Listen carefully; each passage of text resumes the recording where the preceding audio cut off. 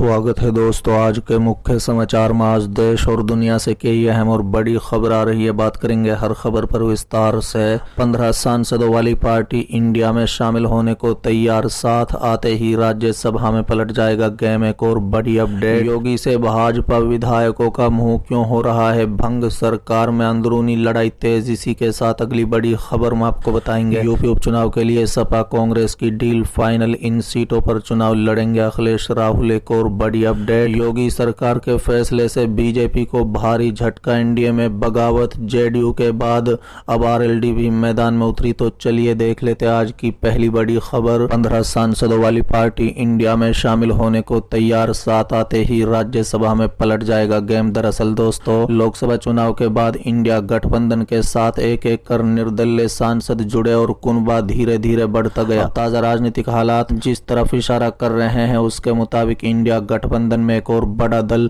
जुड़ने के लिए तैयार होता दिख रहा है। बता दें, आंध्र प्रदेश के पूर्व मुख्यमंत्री और वाईआरएस कांग्रेस पार्टी प्रमुख जगन मोहन रेड्डी ने बुधवार को राष्ट्रीय राजधानी दिल्ली में प्रदर्शन किया। उनका आरोप है कि हाल ही में राज्य की सत्ता में आसीन होने वाली तेलुगु देशम पार्टी की सरकार ने उनकी पार्टी के खिलाफ हिंसक रुख अपना लिया है। बता दें कि जगन मोहन रेड्डी के इस प्रदर्शन को इंडिया गठबंधन के कई दिग्गजों का साथ मिला। बुधवार को रेड्डी के प्रदर्शन में समाजवादी पार्टी प्रमुख अखिलेश यादव भी शामिल हुए और उन्होंने अपना समर्थन वाईएसआर कांग्रेस के उस प्रदर्शन को दिया। यहीं से ये चर्चा भी राजनीतिक गलियारों में छिड़ गई कि वाईएसआर कांग्रेस भी इंडिया खेमे के साथ जुड़ सकती है। बता दें कि अगर ये चर्चा हकीकत में बदल जाती है तो इंडिया गठबंधन का कुनबा संसद में और भी मजबूत हो जाएगा। वाईएसआर कांग्रेस के लोकसभा में 4 सांसद हैं, उनके साथ आने में लोकसभा में भले ही इंडिया गठबंधन को वो मजबूती न मिल पाए, लेकिन राज्यसभा में पार्टी के 11 सांसद हैं, जो बहुत बड़ा नंबर है। 11 राज्यसभा सांसद अगर साथ में आए तो इंडिया गठबंधन संसद के उच्च सदन में काफी मजबूत स्थिति में आ जाएगा। राज्यसभा में कुल 245 सीट हैं, लेकिन 19 सीटें खाली होने के चलते संसद के उच्च सदन की कुल सीट फिलहाल 226 हैं। ऐसे में राज्यसभा में संसद का जादुई आंकड़ा 113 हो जाता है। टाइम्स ऑफ इंडिया की रिपोर्ट के मुताबिक राज्यसभा में फिलहाल भारतीय जनता पार्टी के नेतृत्व वाले एनडीए गठबंधन बहुमत के आंकड़े से 13 सीट कम है। राज्यसभा में बीजेपी के पास 86 सीटें हैं और एनडीए को कुल सांसद 101 है। वहीं विपक्ष इंडिया गठबंधन के पास राज्यसभा में 87 सांसद हैं, इनमें से 26 कांग्रेस और 13 तृणमूल कांग्रेस के हैं। आम आदमी पार्टी और डीएमके के राज्यसभा में 10-10 सांसद हैं।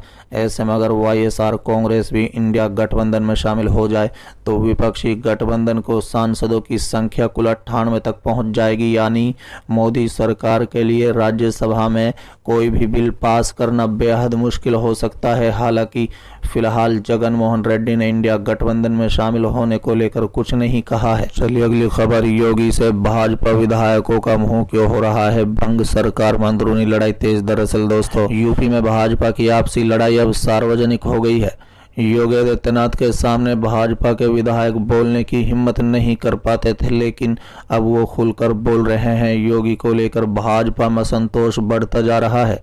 कहा जा रहा है कि मुख्यमंत्री 27 जुलाई को भाजपा आला कमान यानी मोदी और शाह से दिल्ली में मिलकर अपनी तकलीफों की जानकारी देंगे। यूपी के डिप्टी सीएम केशव प्रसाद मौर्य लंबे समय से योगी से टक्कर ले रहे हैं, लेकिन अब इसमें तेजी आ गई है। हाल ही में उनसे कई ओबीसी विधायकों ने मुलाकात की। योगी विरोधी माने जाने वाले मंत्री ओम प्रकाश राजभर और निषाद पार्टी का अध्यक्ष संजय निषाद ने हाल ही में मौर्य से मुलाकात की। संकेत ये हैं कि भाजपा के अंदर और भाजपा के सहयोगी पार्टी को ओबीसी नेता मौर्य के नेतृत्व में योगी के खिलाफ मोर्चा खोलने के लिए तैयार हैं।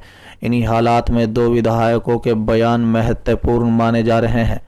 बता दें कि चौरी चौरा के विधायक श्रवण कुमार निषाद ने अपनी सुरक्षा हटाने का आरोप योगी आदित्यनाथ सरकार पर लगाया है। विधायक निषाद बीजेपी के सहयोगी निषाद पार्टी का अध्यक्ष संजय निषाद के बेटे हैं। जूनियर निषाद ने अपने फेसबुक पेज पर एक पोस्ट में लिखा, 2 मौकों पर मुझे जान से मारने की धमकी मिलने के बाद भी मेरी सुरक्षा क्यों हटा ली गई। श्रवण निषाद ने एक प्रेस बयान में जारी किया है, जिसमें उन्होंने कहा है कि जेल में बंद किसी व्यक्ति से जान से मारने की धमकी मिलने के बाद उन्हें पुलिस सुरक्षा आवंटित की गई थी, लेकिन प्रशासन ने मनमाने ढंग से उनकी सुरक्षा गार्ड को हटा दिया। उन्होंने कहा है कि निषाद समुदाय के कई नेताओं की हत्या कर दी गई है, चाहे वो जमुना निषाद हों, दर्जनों अन्य निषाद नेता हों, या हाल ही में बिहार में निषाद समुदाय के नेता मुकेश सहनी के पिता की हत्या हो। इसके बावजूद सरकार और प्रशासन मेरी सुरक्षा हटा रही है और मनमाने रवैया अपना रही है। जिला प्रशासन मेरे खिलाफ साजिश रच रहा है। श्रवण निषाद ने चोरी चोरा पुलिस द्वारा स्थानीय भाजपा नेता दीपक कुमार जायसवाल के कथित उत्पीड़न की भी निंदा की। जायसवाल भाजपा के ओबीसी मोर्चा के राज्य कार्यकारी समिति के सदस्य हैं। चलिए अगली खबर, यूपी उपचुनाव के लिए सपा कांग्रेस की डील फाइनल, इन सीटों पर चुनाव लड़ेंगे अखिलेश राहुल। दरअसल दोस्तों, उत्तर प्रदेश की 10 विधानसभा सीटों पर होने वाले उपचुनाव के लिए बीजेपी पूरी ताकत लगाते हुए दिख रही है। वहीं समाजवादी पार्टी और कांग्रेस के बीच भी डील फाइनल मानी जा रही है। हालांकि इन दोनों पार्टियों की तरफ से अभी सीटों के बंटवारे को लेकर कोई भी ऑफिशियल बयान सामने नहीं आया है। फिर भी माना जा रहा है कि सपा कांग्रेस गठबंधन लोकसभा चुनाव के प्रदर्शन के आधार पर ही उपचुनाव में उतरेगा। इस आधार पर यूपी उपचुनाव की 10 सीटों में से सपा 8 और कांग्रेस 2 सीटों पर चुनाव लड़ सकती है। यूपी की जिन 10 सीटों पर उपचुनाव होना है उसमें से सपा जिन 8 सीटों पर चुनाव लड़ सकती है उसमें कटहरी, अम्बेडकर नगर, करहल, मैनपुरी, मिल्कपुरी, अयोध्या और अन्य सीटें शामिल है। कांग्रेस यूपी की गाजियाबाद और प्रयागराज के फूलपुर विधानसभा सीट पर होने वाले उपचुनाव पर उम्मीदवार उतार सकती है। बता दें कि हाल ही में हुए लोकसभा चुनाव में कांग्रेस गाजियाबाद और प्रयागराज की लोकसभा सीट पर चुनाव लड़ी थी, जिसमें कांग्रेस ने 1984 के बाद जीत दर्ज की है और इस आधार को लेकर कांग्रेस फूलपुर सीट पर चुनाव लड़ सकती है। वहीं गाजियाबाद सीट पर कांग्रेस भले ही चुनाव हार गई हो, लेकिन इस सीट पर कांग्रेस के डेली शर्मा दूसरे नंबर पर रही थी।